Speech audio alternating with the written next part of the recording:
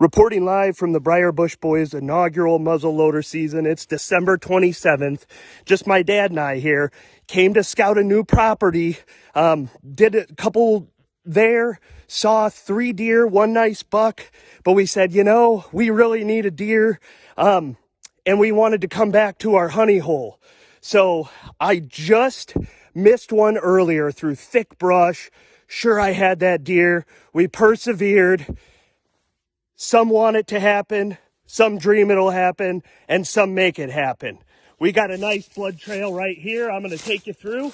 We're going to go find this deer, but I'm pretty positive she's down.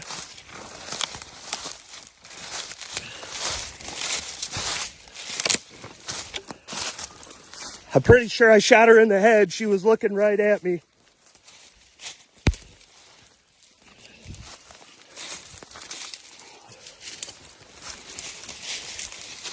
Oh. Jay Borner, are you in the area? Dad?